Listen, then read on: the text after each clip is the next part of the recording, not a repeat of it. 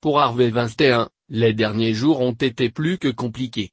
Le célèbre producteur américain a en effet fait l'objet d'une enquête du New York Times publiée le 5 octobre dernier et dans laquelle le célèbre quotidien l'accusait de harcèlement sexuel. Le problème pour Harvey Weinstein, c'est que les choses n'en sont pas restées là. Dans la foulée, des dizaines d'actrices ont pris la parole pour confirmer les dires du New York Times et accuser le sexagénaire d'harcèlement ou d'agression sexuelle.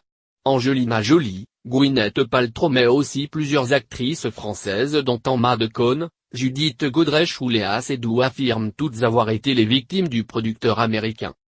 Jeudi soir, l'actrice française Florence Darel était l'invitée de Yann Barthès dans Quotidien.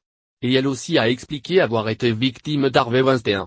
Elle a même livré les détails délirants de l'agression qu'elle a subie. À New York après une soirée très people, il m'a appelé pour m'inviter à boire un verre dans son hôtel, pour parler. J'ai réalisé très vite qu'il ne fallait pas y aller. Il était graveleux sans même avoir besoin de dire les choses.